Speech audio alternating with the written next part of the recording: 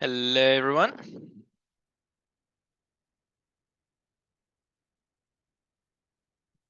Okay.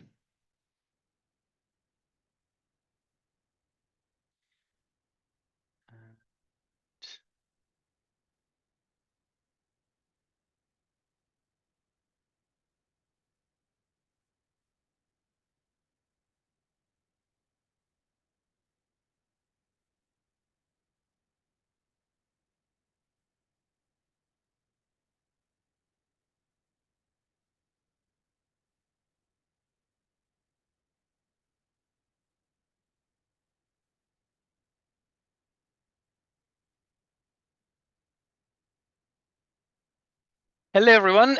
Today is the final webinar of this of 2023. We won't have one next week. Sorry about that. Boxing Day and stuff.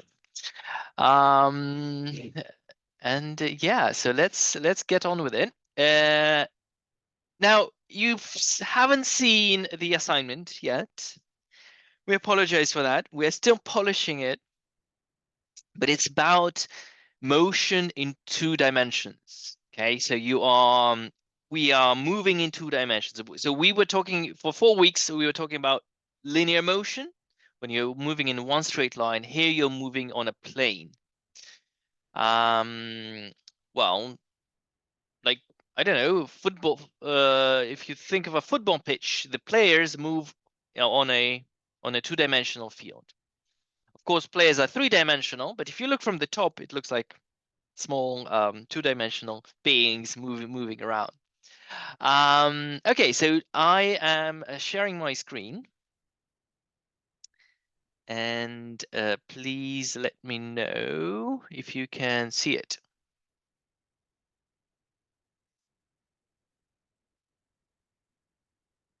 Can you see my screen? Yes, perfect. Excellent. Right. So to talk about 2-dimensional motion, we have to talk about vectors first. And column vectors, I think you've seen column vectors. I think I've asked you, have you seen what a column vector is? A column vector basically describes a line with a direction. A line with a direction, and it has numbers attached to it. So let's say it's 4 and 6. That means it is 4 going to the right and 6 going up. Right. So if you understand column vectors type 1, if you don't understand column vectors type 0, please.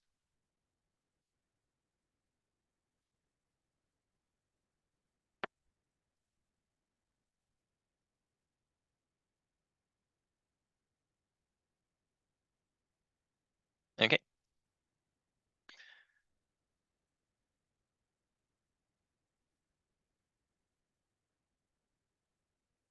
Okay, so you all understand what a column vector is. Is there only...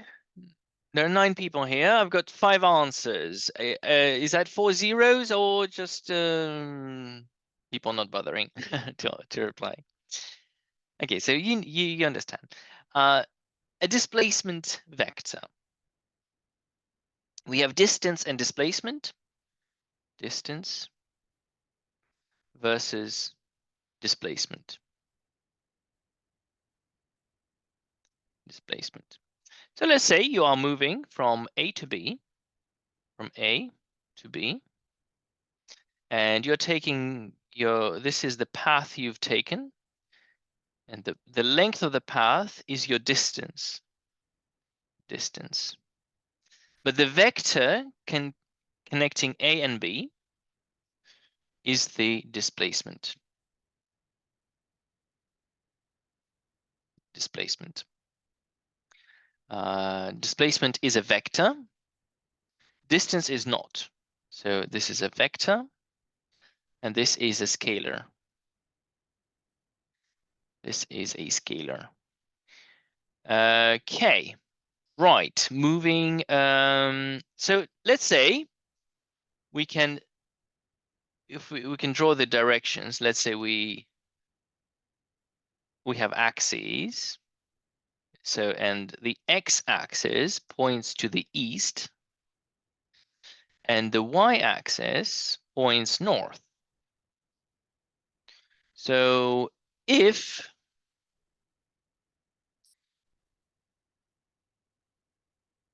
let's say the vector AB is a vector 7 and 2. It's usually measured in meters. You can say that B is 7 meters east and 2 meters north of A. How well do you understand this? On a scale of 0 to 10, please. Just a quick understanding. So, okay. So the key takeaway here is the vector AB is a column vector. 7 is the horizontal movement, and 2 is the vertical movement. Distance is the length of the path, whereas displacement is a vector joining the beginning and end. So if you run a race where it's a circle, you run 5 kilometers, but your displacement is 0 because you started where you finished where you started. Displacement is 0, and the distance is 5 kilometers. A velocity vector. What is a velocity vector? Velocity vector. So let's say you have a vector of your velocity is 2, 0. That means every second you move 2 meters east. Meters per second, of course. If your velocity is a vector, okay, 0 minus 3 meters per second. That means every second you move 3 meters south. Okay, so this vector looks like this: minus 3, 0, minus 3. And this vector looks like this: it's 2, 0. Any questions? Any questions, please ask, because this is the easy stuff. We're going to end up doing quite complicated stuff today. No questions? All right. Okay, so once again, we're talking about distance and displacement. Displacement is a vector. Distance is the length of your path. Velocity is a speed in a given direction. Because, for example, if you move this way or you move this way, this in here, your velocity is 2, 0. And here your velocity is 0, 2. So they're different.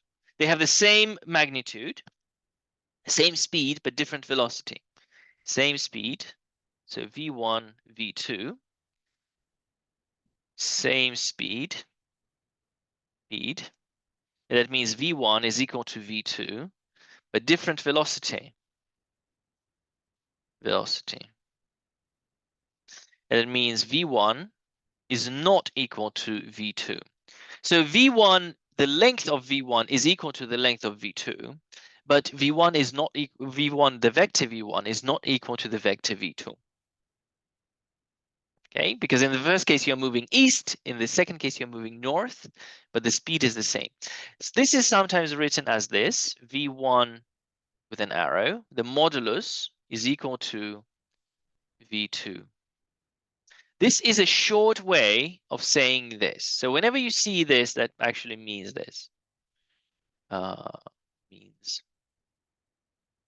this means that. No, y-axis is not always north.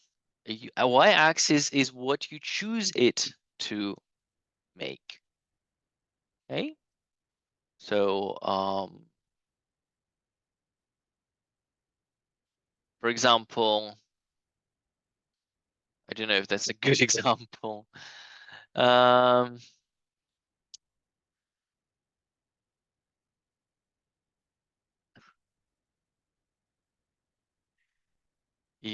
Okay, let's go GeoGebra.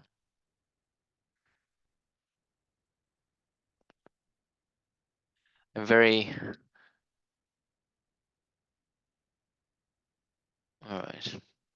So look, for example, in this example, X is east, Y is north, and Z is, well, up into the space. But it doesn't matter how you do it. You can point it this way. And this way X is west and Y is south and Z is up. Or you can do it the other way around. Like Z is north, X is south. It's up to you.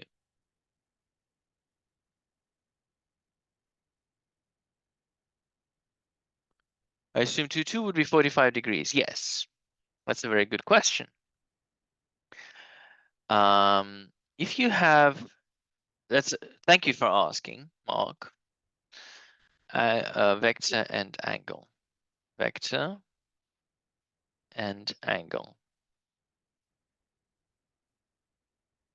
So let's say you have a vector that goes like this, and you're wondering what angle does it make with the x-axis? Let's call it theta. And let's say the vector is, well, 4, 8. 4, 8. To find out what angle it makes with the x-axis, you use trigonometry, because you can draw a right angle triangle like this, and you know that this value is 8 and this is 4. Which function, which trigonometric function would we use here to find the angle? Tan, yes. Tan theta is equal to 8 divided by 4. And theta is tan minus 1, the inverse tan of, well, that's 2, inverse tan of 2.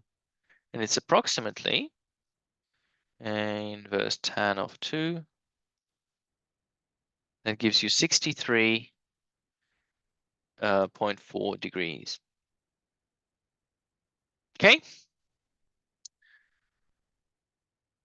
And yes, correct observation. If this is a 2, 2, if it's 2 and 2 like this, that would be 45 degrees, because tan minus 1, because 2 divided by 2 is 1. Tan minus 1 is 2 divided by 2 is inverse tan of 1. And inverse tan of 1, we already know it to be 45 degrees.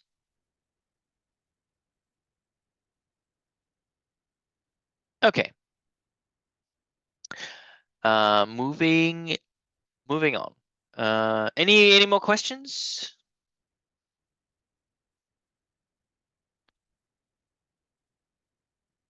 Assignment would be due on the 21st of January. Due 21st of January.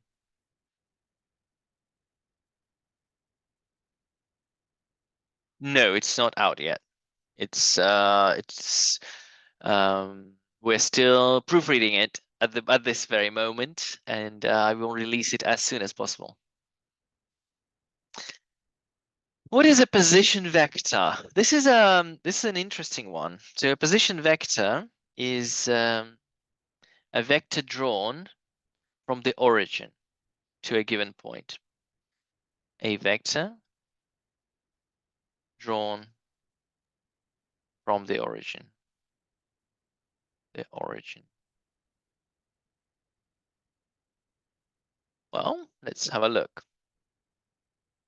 if you have axes, we're doing two-dimensional, so x and y, and you have a point P. So this R, vector R, is the position vector of point P because it's drawn from the origin. So OP is equal to R. OP is the same as vector R, is the position vector of point P. So when they say my position vector is 3, 3, that means I am 3, 3. These are my coordinates. So coordinates of the coordinates of the vector. So the coordinates of vector OP are the same as coordinates of point P.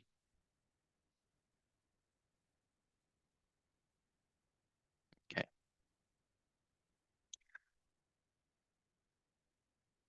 All right. This is a very commonly used thing in physics. We use the position vector.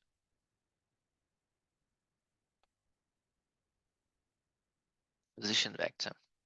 So if a point has coordinates, let's say we have a point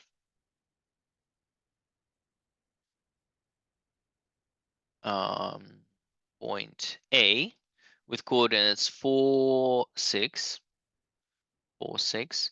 We have a point B with coordinates 5, -2, 5, -2. This is the origin. This is X, this is Y, this is 1, and this is 1. This is the scale. And we have a point C. You know what? C with coordinates 0, -3. We say that the position vector of A, is the same as vector OA, and this vector is, well, 4 and 6. So it's 4, 6.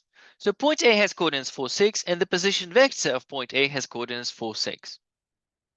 That's why it's called a position vector, because it has the same coordinates as the position of the point. RB is OB, and it's equal to 5 -2. And RC, the position vector of point C, is OC equals 0, -3. I'm not explaining how we're using it. I'm just explaining to you what a position vector is. Do you understand what a position vector is on a scale of 0 to 10, please?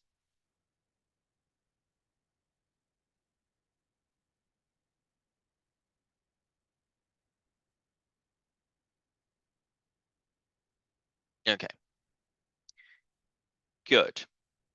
So effectively, a position vector of a point is made up of the coordinates of that point. Position vector of a point is R, which is equal to X, Y. Very simple. Of course, it gets more interesting than that. Okay. Rafed, do you have a question? Like, what is there something you don't understand about it? Is there anything specific I can help you with? Don't be shy. Don't be shy. And if you have a question, you can ask.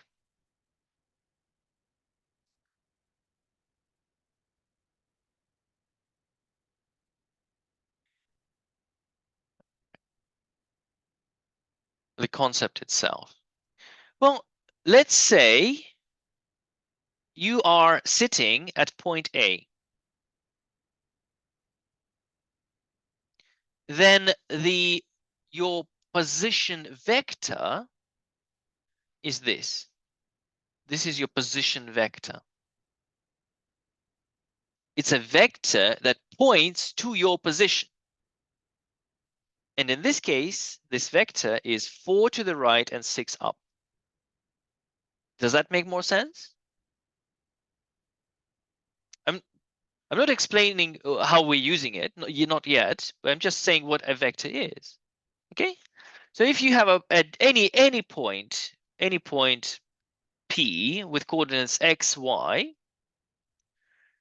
the position vector of point P has coordinates x, y. All right? Does that make more sense? Can you give it a new score? Okay, good. Right. Now, an equation of motion is an expression for R. An equation of motion.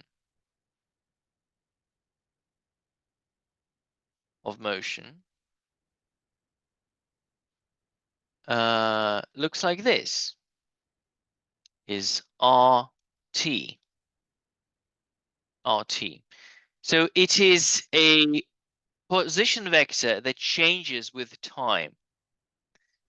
A position vector that changes with time.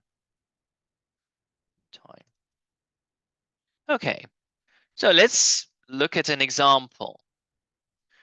For example, if you have a position vector R of t, which has 0.3 multiplied by sine t and 0.2 multiplied by cos t.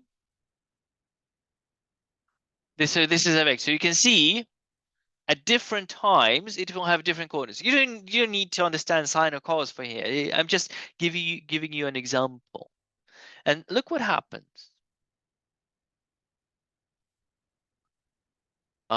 0. Oh, sorry. I wanted to do this. 0.3 t. 0.3 times t times sine t. 0.2 times t times cos t. So let's have a look.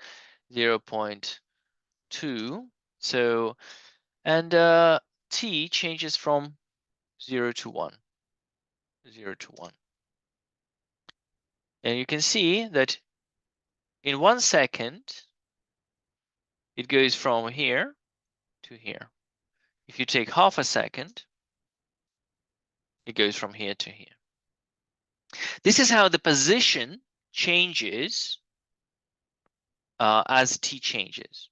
So you can change that to 2 seconds, 3 seconds. You can see it's moving like this.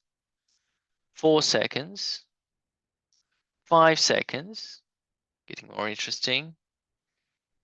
6 seconds. If you want to know where it is at 6 seconds, we just look at how did it move from 5.9 seconds to 6 seconds, or 5.99 seconds. So this is where it was after 6 seconds after starting its movement. So this is what it means. From 0 to 6 seconds, it moves from here to here. 60. Oh, that's more interesting. So it's moving in a spiral. In 60 seconds, that's how it moves. Okay. So this is an equation of motion that describes the position of a point as it moves. So you start from the middle, that's t equals 0. T equals 0.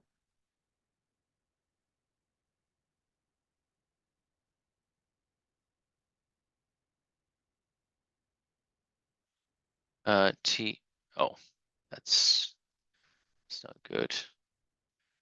T equals 0. Okay, t equals 1 somewhere here, t equals 2, and then as time goes by, you move in circles. Now, when t equals 0, you can just r of 0. How do you get this? Well, r of 0 is 0.3 times 0 and 0.2 times 0, so it's 0, 0. So when t is 0,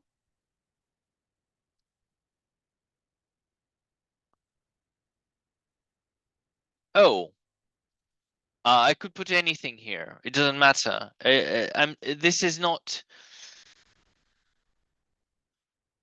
This is just an equation of a point.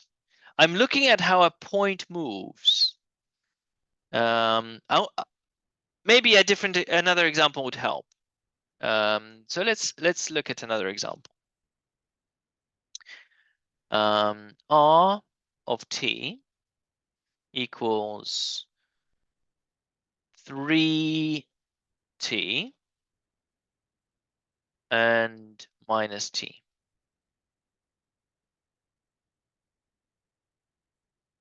Right. So what does that mean?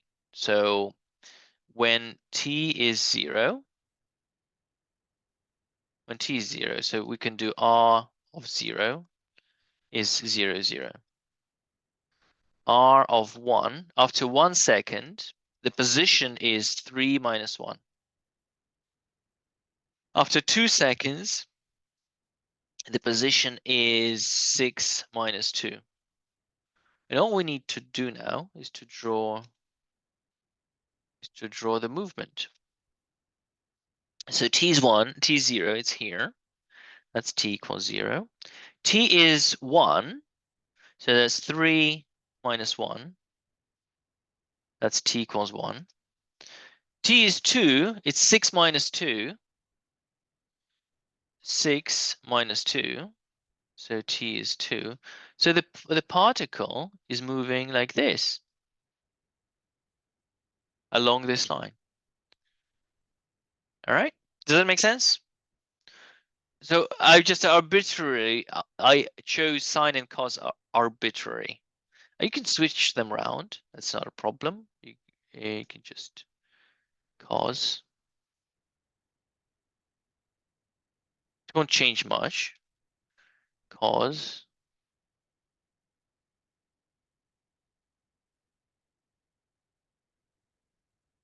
Sin. Yeah, it's a spiral the other way around. So it's an anti-clockwise spiral. And the first one was a clockwise spiral. Okay. So yeah, that's how it is.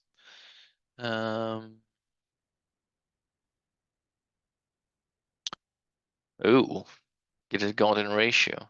I guess so. Try t squared. That doesn't look good. Maybe square rooting 0.5.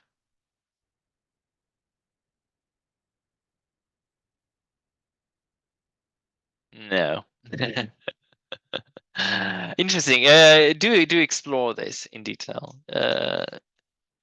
Okay, so this is how you do it on Desmos. So you open brackets, you write down the expression for x, and then you write down the expression for y, and then you just give the range for t, for time.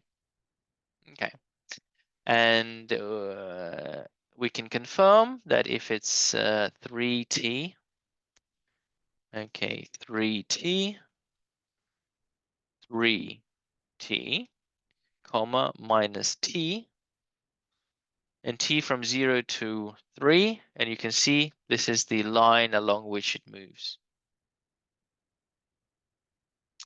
This is the change in position. So if you are moving, if you have the x-axis, is the y-axis and the x-axis, of course. And your particle is moving like this. Your position vector goes, so it was here. Now it was here. This is here. This is your position vector. So it's called R0 at the start, R1, R2, R3. So this is how your position vector changes. The position vector changes as you move. Position vector changes as t changes. Okay, let's R of 0, R of 1, R of 2, R of 3. Let's not make it confusing. Okay, so this is what a position vector is. An equation of motion is a position vector that changes with time. An equation of motion gives you the position at any given moment in time. Okay, so I hope that makes sense. All right. Oh, I forgot a picture. Ah, silly me. Silly. Uh,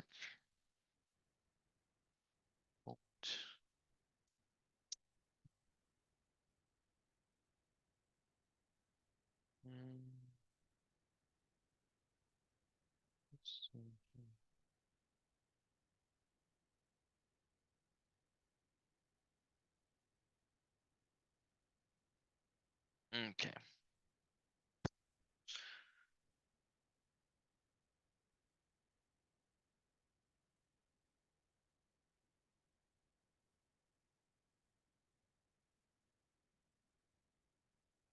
Okay, what is an equation of motion? So, all right, moving on. So we've covered what a position vector is and what an equation of motion does. Now I want to speak about frames of reference. Have you heard about frames of reference?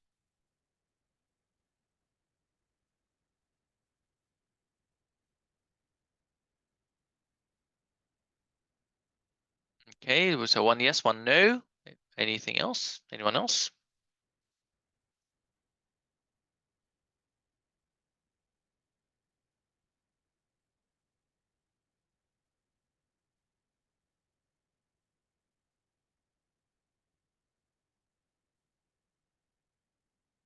Okay, frame of reference. A frame of reference is what you are measuring your position relative to.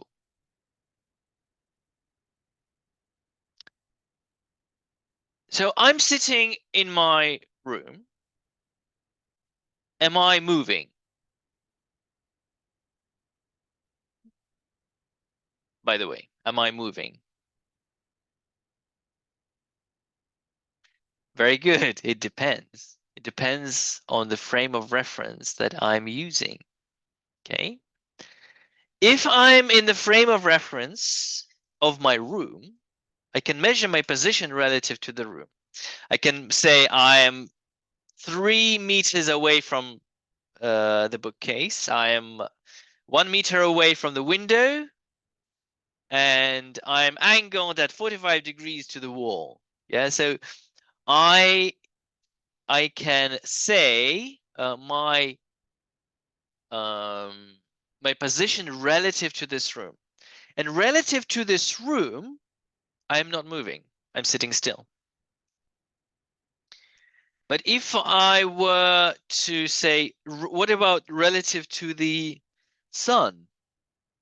Well, relative to the sun, I'm moving at about 30 kilometers a second because the Earth is going 30 kilometers a second around the sun. So I am moving relative to the sun. So in the frame of reference of the sun, I am moving. So in the frame of reference of is basically the same as to say relative. So let's look at an example. You see all these things moving, and let's say the airplane is moving at 200 meters a second. Then the train is traveling at 60 meters a second. 60 meters a second. This person sitting there on the at the bus stop is 0 meters per second. And what else? What would we like to do? And the cyclist. Let's make it 5 meters a second. 5 meters a second. All right. So who in the frame of reference?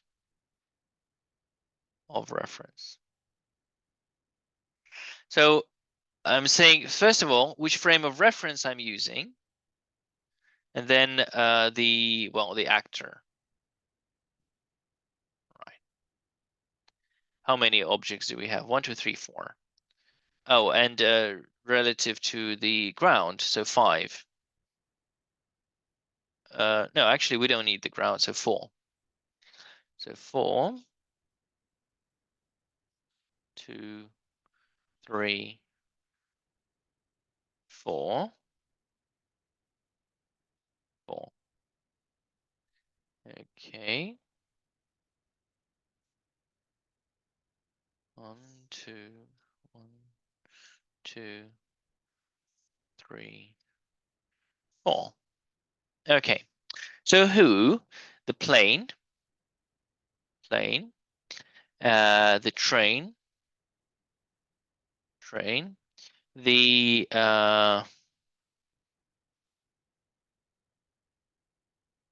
no, sorry, well we will need to use 5. Okay. Plane, train,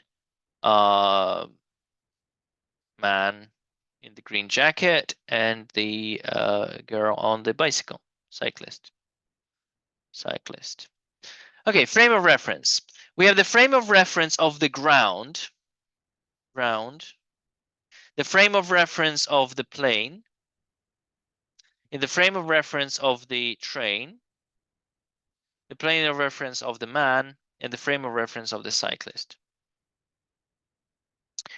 And of course, velocity could be positive or negative. So we say plus for right and negative for left, and this is plus. Okay. Now, relative to the ground is very simple. Relative to the ground, the plane is moving plus 200 meters a second. That's easy. Relative to the ground, the train is moving at minus 60, so it's moving 60 to the left. The man is not moving, so 0 meters a second. And cyclist is moving plus 5 meters a second. And now, and this is where it gets interesting. The plane, in the frame of reference of the plane. So the plane relative to the plane is not moving. Yes, so 0 meters a second.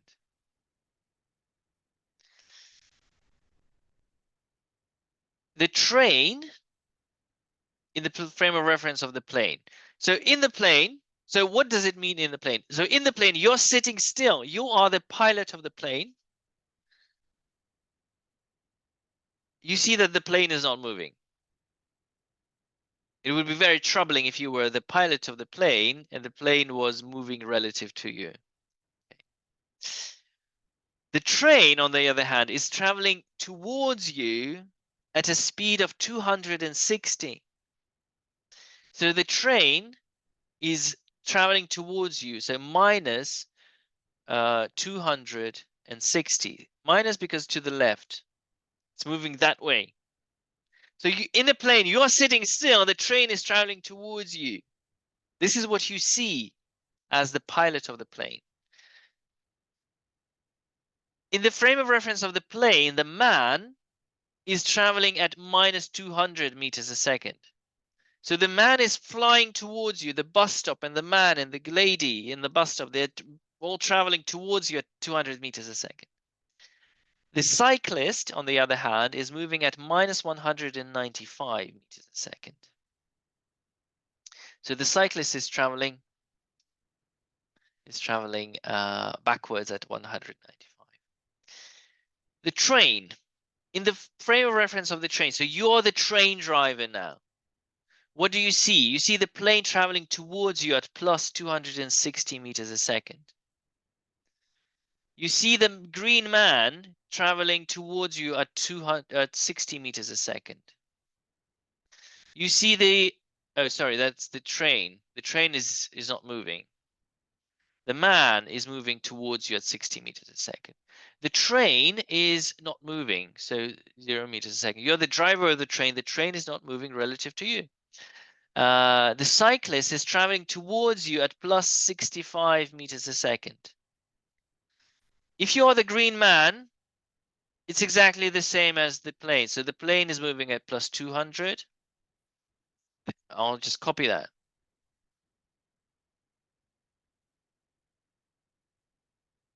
All I need to do is just copy those.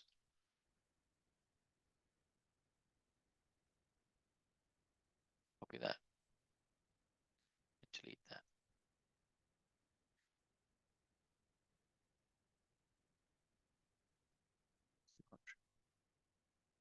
Does that make sense? Do you have any questions? Does anyone have any questions about frames of reference in this context?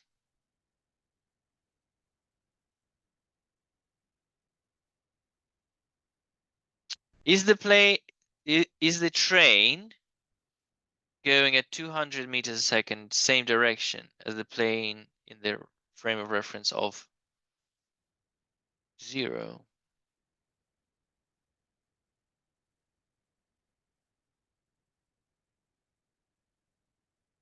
I'm not sure I understand the question. Is the train going 200 meters a second, same direction as the plane?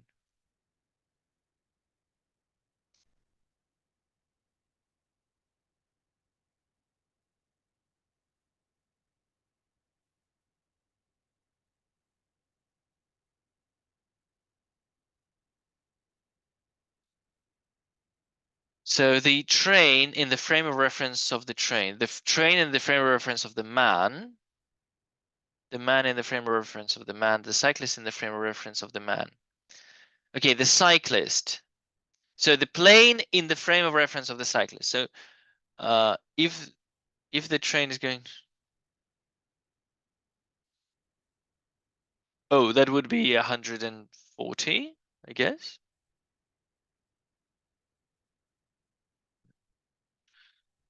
So plane in the frame of reference of the cyclist is moving like this. The plane is catching up with a plus 195 meters a second. So the plane, so you're on the bicycle. The plane is flying above your head, but it's if you measure its speed, it's going to be 195, not 200. Let me finish this and I'll answer your question. The train in the frame reference of the cyclist is traveling at minus 65 because it's traveling to the left, 65 meters a second. In the man in the frame of reference of the cyclist is moving minus 5 meters a second. And if you are the cyclist is stationary. Right. So the question, if the train is going at 200 meters a second, same direction as the plane,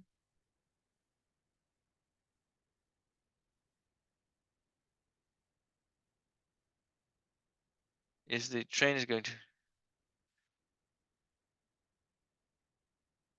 in the frame of reference. Oh, yes. If this train were to travel at 200 meters a second, you would look out the window, you see the plane, which is not moving. And if you're in the plane, you see the train, which is not moving. Yeah, because it's moving at the same speed as you. I'm sure you've experienced this on a motorway. If you look out of the window, the car next to you is not moving. It's traveling with the same speed. Okay.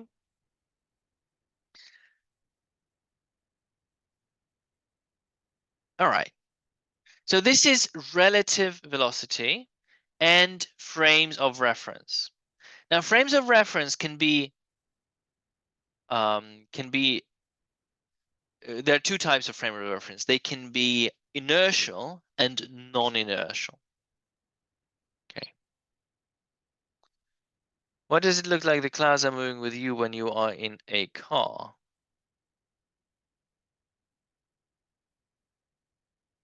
That's a whole different question. What if a car comes towards you in the same speed as you? So it would be double the speed. So if you're driving 70 and the other car is driving 70 but towards you, that's minus 70. So in your frame of reference, that's 140, right? So the car whizzes past at a speed of 140. Why does the clouds are moving with you when you are in the car?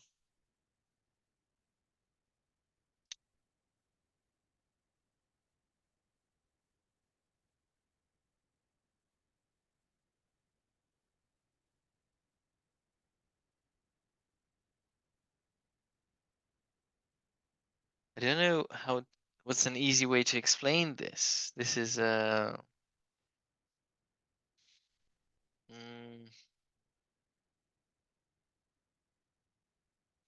let me see if I can do a trick with my fingers. Um,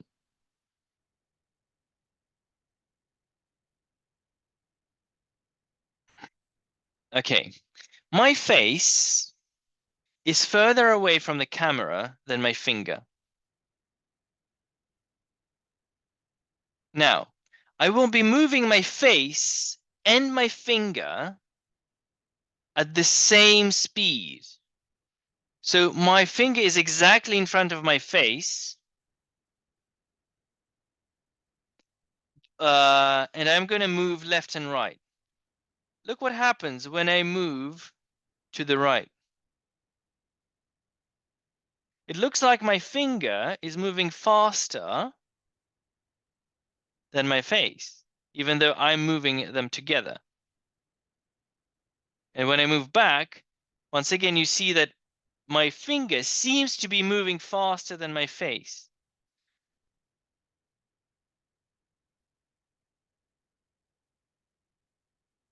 So the clouds are not moving with you. It's just the clouds seem to be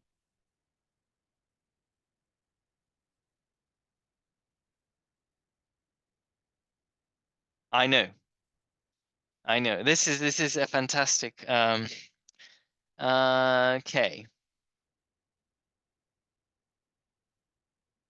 I know how to explain. So view out of a train window.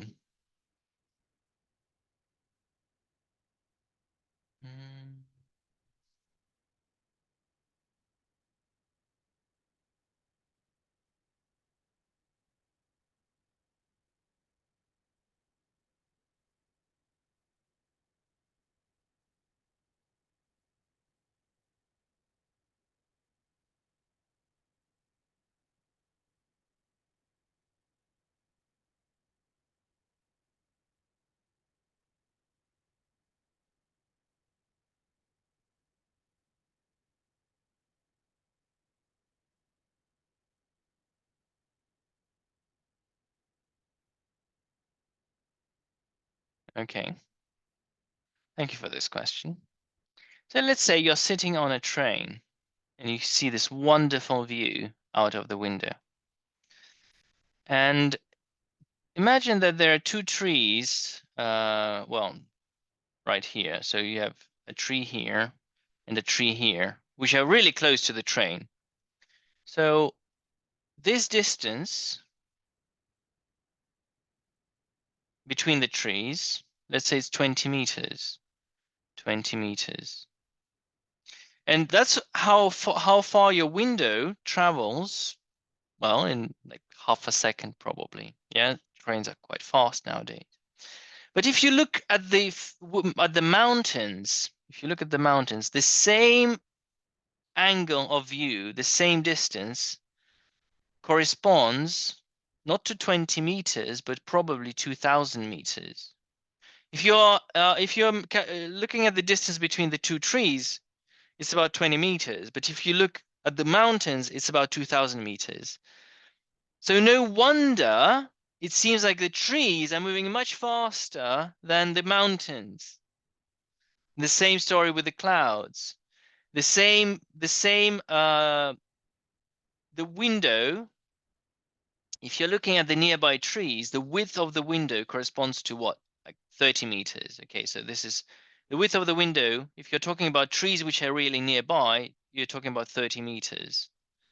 And if you're looking at the mountains, this same width corresponds to about, I don't know, 2,000, 3,000 meters.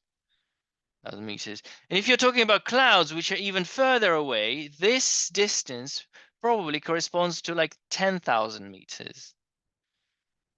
And this is why you will pass the tree, which is really close, really fast, pass the mountain slow, and the cloud even slower. It will take you much longer to drive past a cloud. Does that answer the question, Vishaka? Okay. And once again, you can do this experiment. I'm moving with my finger. I'm not moving the finger any faster. Okay. You can do this in front of a mirror. Right, moving on. A boat is crossing a river. The driver directs the boat at a right angle to, this is one of the examples from the assignment, at a right angle to the river bank. So what does it mean? Well, the boat attempts to go this way. This is the speed of the boat. But the river, the river is flowing to the right. And I don't know if you've ever tried to crossing a river or in a boat, but the stream will push you along the river. You will end up, if you start from point A, you will not end up at point B. You will end up at point C. Right.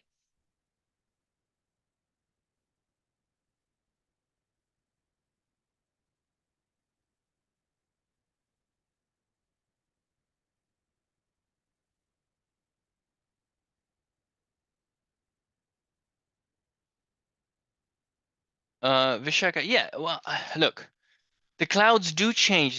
They change very slowly, proportionally to the distance to the clouds. So if the trees whiz past you, I don't know, 70, whiz past you, like takes a tree like half a second to whiz past your window. But if the cloud is like 1,000 times further away, it takes 1,000 times longer for a cloud to pass your window. Yeah, the sky will be completely different. You can see it. You can see it like this. So shadows of clouds. If you look at a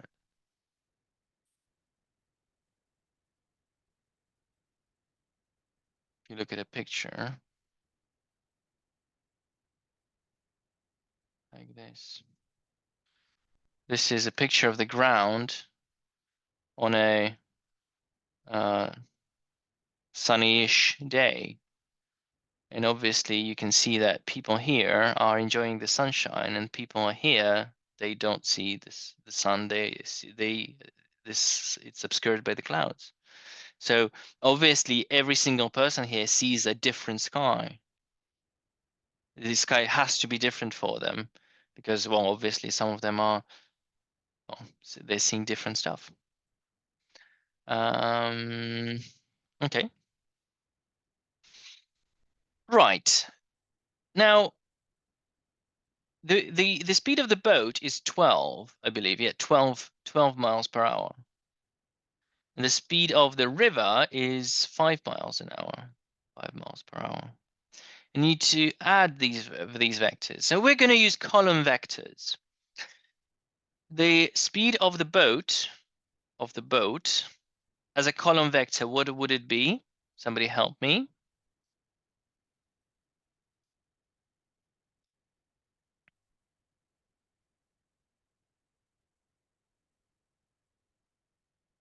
Speed of the boat. It's moving up. So it's along the y-axis. So it is 0, 12. Yeah, 0, 12 miles per hour. So what's the speed of the river?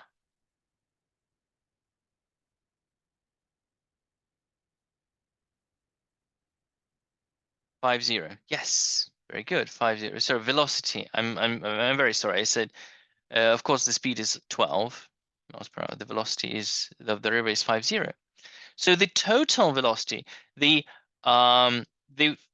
velocity of the boat in the frame of reference of the ground, the total is 0, 12 plus 50. That means 5, 12. That means every hour the boat is traveling 12 miles north and 5 miles east, 5 miles down this downstream and 12 miles across this stream. Of course, very few rivers are 12 miles wide. Maybe 1 or 2 in the world, but that's about it. But yeah, I hope you understand the point. And then what is the speed? The river is half a mile wide. How far downstream would the boat land relative to the starting point? And you want to know the angle as well. Well, the angle at which it will be traveling, theta, is going to be the inverse tan of 5 over 12. And that would give you inverse tan of 5 over 12. It's about 22.6 degrees. 2.6 degrees. 22.6 degrees. Right, now, the speed of the boat would be the length of this vector, and you can use Pythagoras. The speed, the total speed of the boat is going to be Pythagoras, so 5 squared plus 12 squared, and this is going to be 13, because it's 25 plus 144 is 169, square root of 169 is 13 miles per hour. That's the total speed of the boat. So the boat will be crossing at 13 miles per hour. 13 miles per hour. And then the river is half a mile wide. 0.5 miles. And, well, how long does it take? How long does it take? So time is 0.5 divided by 12, because that's the speed. So distance divided by speed, which is 1 over 24, 0.04167 hours. That's the time it takes to cross the river. Time to cross. And then how far? So how far downstream? So BC, the length of BC is 5 miles an hour multiplied by the time, which is 0.04167 times 5. And this gives you approximately 0.208 miles. So if you look at this, you will end up 0.208 miles downstream from the starting point. Right, so this is the start. This is okay. Just if you excuse me for 1 minute.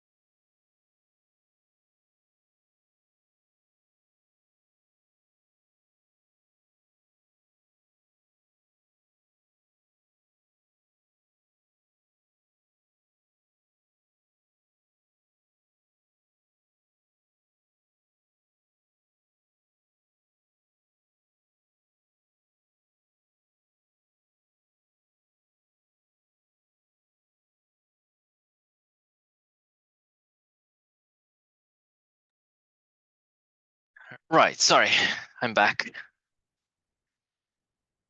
Okay, so downstream from the starting point. Now,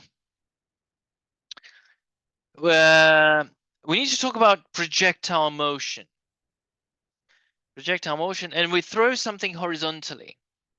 So let's look at, well, let's look at a simulation. So fed projectile motion.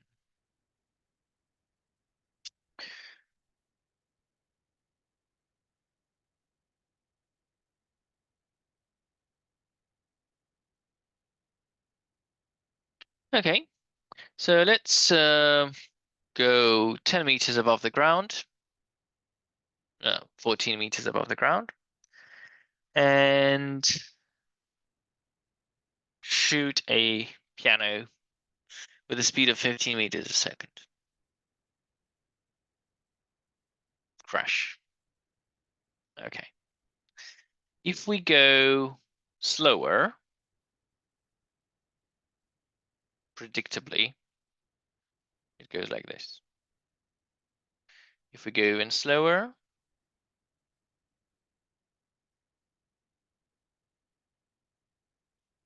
and if we go with 0 speed, it will just drop down. So let's have a look.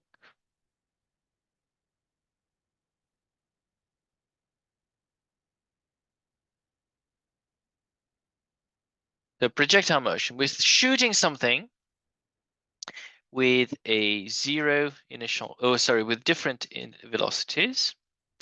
And obviously they end up at different speeds. So this is 15 meters a second. This is 10 meters a second. This is 5 meters a second. And this is 0 meters a second. Now, let's look at the time it took. The first piano hit the ground in 1.69 seconds and it traveled 25.34 meters. Again, reasonable.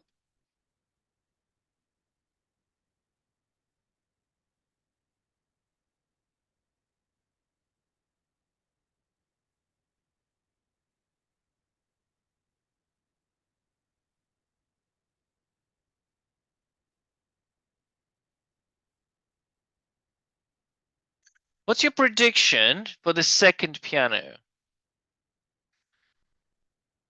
Do you think that the time, what do you think about the time? Is the time less or more, or it is the same? You think the time for the second piano is less? Because obviously it traveled less distance. More. Okay, let's have a look. It hit the ground in 1.69 seconds and traveled 16.89 meters.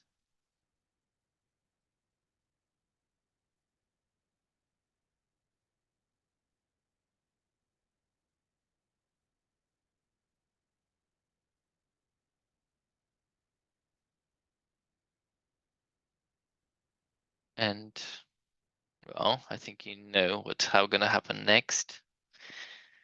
It traveled half the distance because it's traveling 2 times slower, so it traveled half the distance. And it hit the ground, but it still hit the ground in the same time.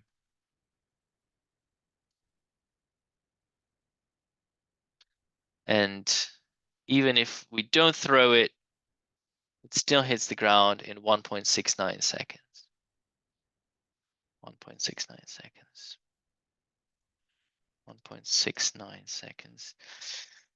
So the conclusion here that we need to draw is that horizontal motion is independent of the vertical motion.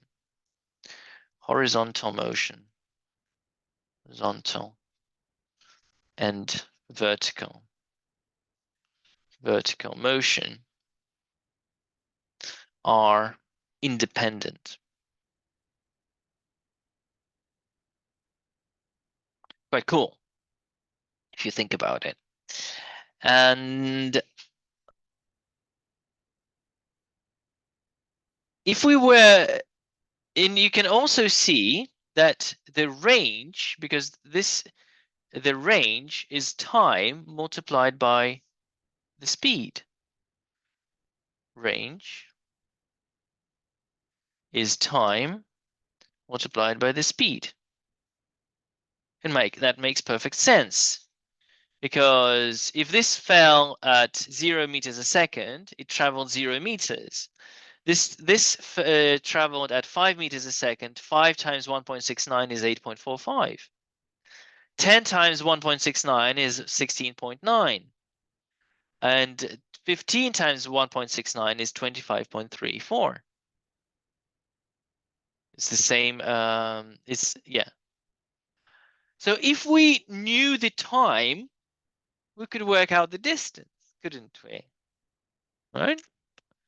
So if the horizontal and vertical motion are independent, we can assume that there's no velocity, and we're just letting it go, right? We're just dropping at something. Okay, so for vertical motion, so for horizontal motion,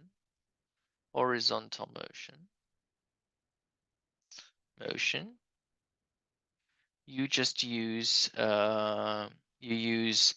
distance is equal speed multiplied by time. It's very simple. But the vertical motion, you use suvat.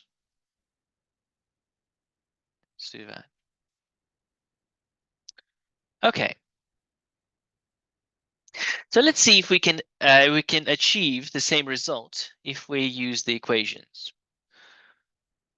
Right, so the vertical motion,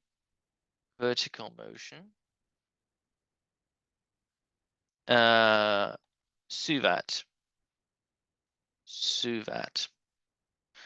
The distance, the displacement is minus 14 meters. Minus because we're moving down, so it's minus 14 meters. The initial velocity is 0 because we are not moving up or down. Initially, we're just moving horizontally, so no up and down. The final velocity, well, we don't know, and we don't really care about it. Acceleration is minus 9.8 meters a second squared. I'm using 9.8 here. Yeah. And time is question mark. Ooh. So I can use the equation that doesn't contain v. So s is equal to ut plus 1/2 at squared. And s is minus 14 equals u, so 0, plus, so minus 1/2 times 9.8 is 4.9 t squared. So t squared is equal to 14 minus 14 divided minus 4.9. And t is equal to the square root of that. Square root of 14 over 4.9. And this should be, correct me if I'm wrong, divided by 4.9. 1.69. Ooh, 69 seconds. 1.69 seconds. And then horizontal motion.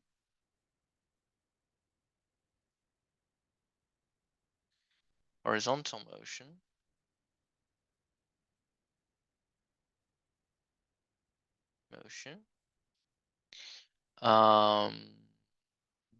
Distance, the horizontal sx is equal to v multiplied by t, which gives you speed, well, whatever the speed is multiplied by time. So let's do a calculation for the 15 meters a second. So it's 15 times 1.69 meter, 1.69 seconds, 16 meters per second.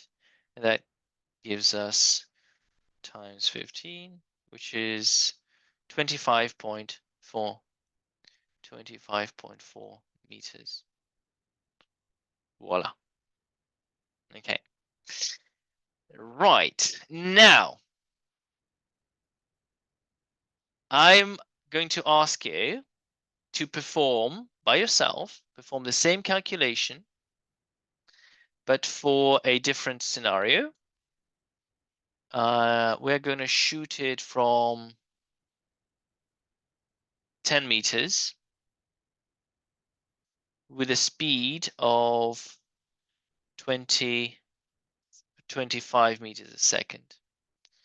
So the question is, where will it land? Okay. Range.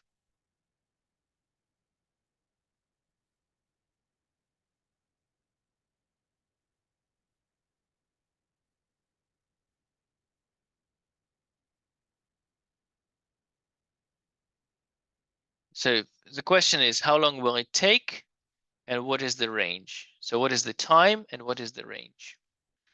Time, range. Okay, so please do the calculation. And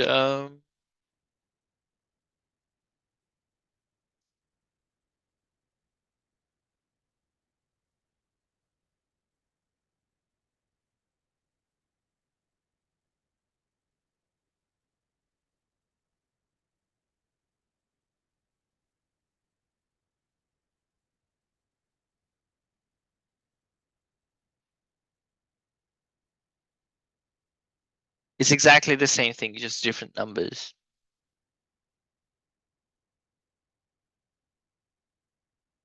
And please send me, you can send me a direct message if you are quick.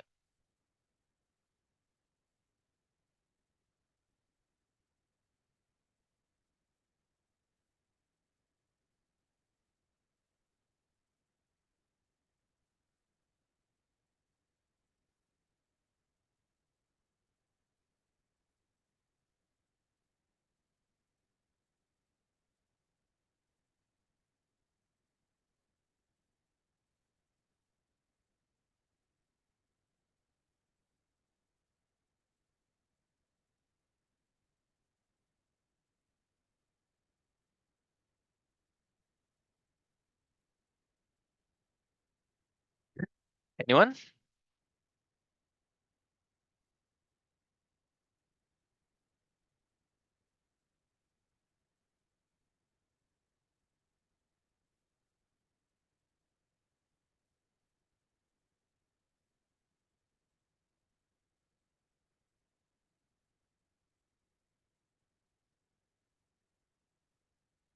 Is anyone still doing it, or if you're doing the question, please let me know, because if no one's doing the question, then I.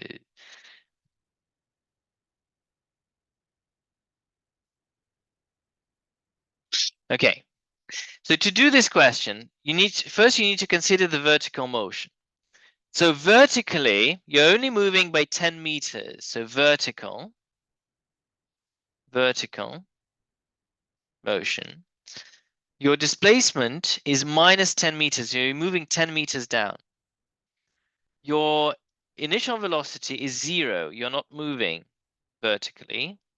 Your final velocity is, well, we don't know, and we don't really care. Acceleration is minus 0.98 because you're falling. And t is times, t is question mark. So we can find the time. So s is equal to ut plus 1/2 at squared. S is minus 10 equals 0 minus half times a, which is minus 4.9 t squared. So t is equal to minus 10 divided by 4.9 square root, which is, well, 1.42, I'm guessing. So square root of 10 divided by 4.9. Oh, 1.43. 1.43, so 1.43 seconds. And because we're shooting with 25 meters a second, so range is equal to speed multiplied by time.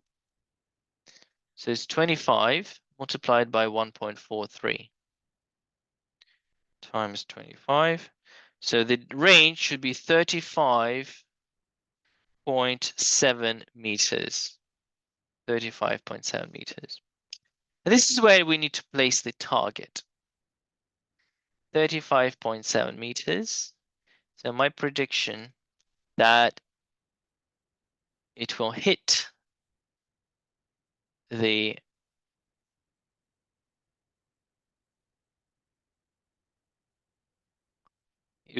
target. So ready? Fingers crossed. Shoot. Bam. Perfection, I would say. Okay. So piano follows this path and perfect.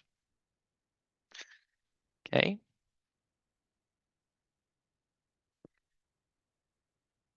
How well do you understand how to do this question? On a scale of 0 to 10, please.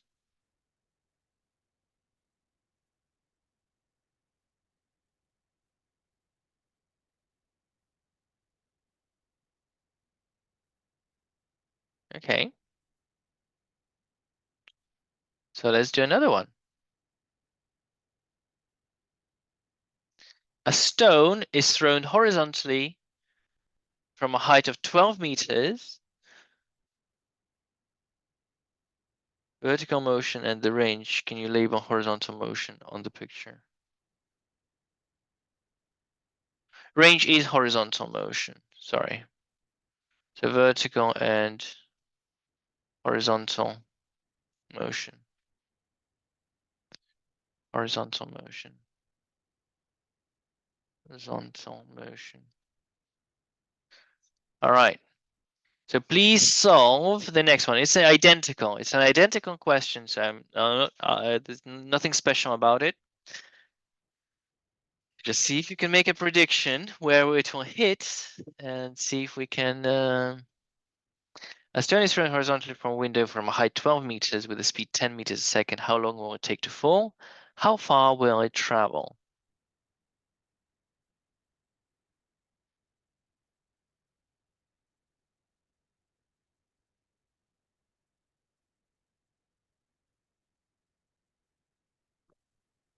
You can actually, when there's a shortcut, if you're falling from a window, the distance that you fall is equal to 1/2 gt squared. Distance you fall, you can use this shortcut formula. Distance you fall. Right. Distance you fall is 1/2 gt squared. Or simply 5t squared. You can use that because if g is 5, g is 10, sorry, 1/2 times distance you fall. So if g is approximately 10, then s is equal to 5t squared. And you can work out the time. So the time is the square root of the height divided by 5. Yeah?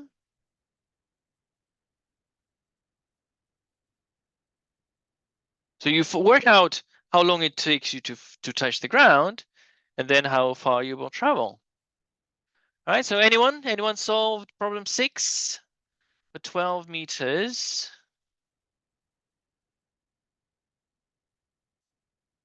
So height 12 meters, and the speed is 10 meters a second.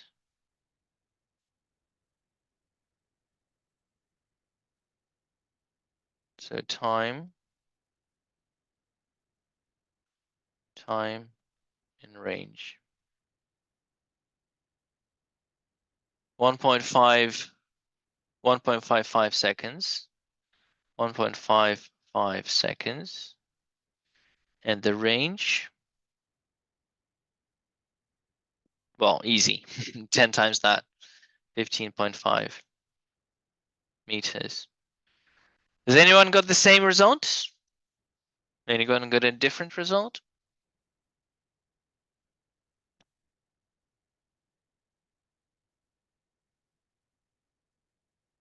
Same result. Okay, let's have a look. So 12 and 10. And you're saying it should be 15.5 meters. 15.5 meters. And shoot. And shoot. Oh, very satisfying. Okay. Repeat for h equals 8. So h equals 8 meters. So well done, Vishaka. H equals 8 and v is 16 meters a second.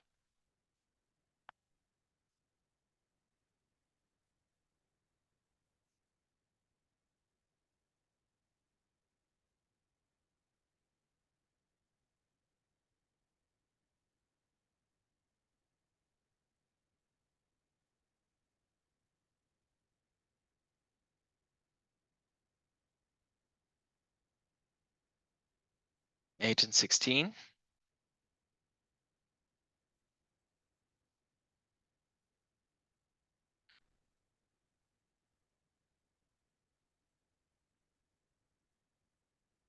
.26. 6 seconds. And the range.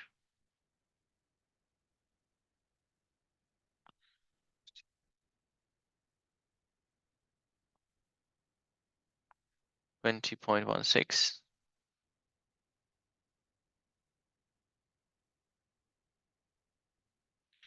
20.16 meters.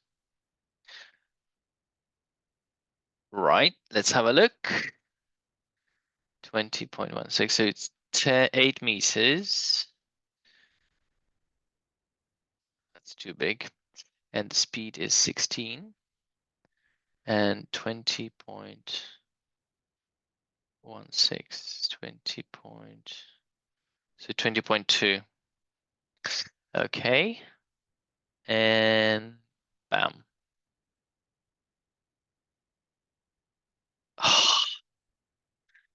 Very beautiful. Okay, so we can measure this 20 point. Well, they're using 9.81, I believe. Slightly different value for, yeah. Okay. All right, that is fantastic. Okay, there was a question. I wanted to ask if we get marked down if we submit assignments late.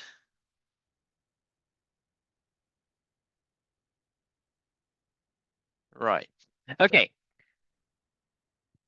If you've made a decent attempt at assignment and you submit it on time, we count it as on time, right? Even if you submit extra work, you can submit extra work, 2, 3. We don't really set a limit, but do be considerate to your tutor. If you submit it late, we just count. We don't mark you down, but we count it as late. Okay, and we expect you to be with 75% of your assignments. You should be on time. Okay, so if you missed 1 or 2, that's not a big deal. If you miss the deadline for 1 or 2, but if you consistently miss the deadline, we will send you a worrying email saying, well, look what's going on. We've agreed that you spend this much time on your assignments. If you are flat out doing like 5 hours a week and you're still not managing to get the assignments fully done, that's okay. I mean, as long as you're doing the 5 hours of work we expect for you to do, just yeah, that's perfectly reasonable. Yeah. Oh no, 2 minutes is not late. Yeah. A day is not late. But basically, if your tutor has marked the other's work and you submit it, then that is very late. So no, I mean, a couple of hours is fine. Like if it's not in by Monday, then that's late. So don't stress about it. If you submit it on the same day or like 10 minutes or an hour later, that's fine. Perfectly reasonable. Okay, I hope that makes sense. I hope you enjoyed today. Hope that was useful. And I wish everyone a lovely holiday season and Christmas if you're celebrating, uh, and New Year's, of course, and then Christmas again for those who celebrate Christmas on the 7th of January, like me. So yeah, so enjoy and actually I celebrate on the 25th and then on the 7th. So I always I don't miss a celebration. See everyone and see you on the 2nd of January, I believe. Thank you. Thank you. Merry Christmas.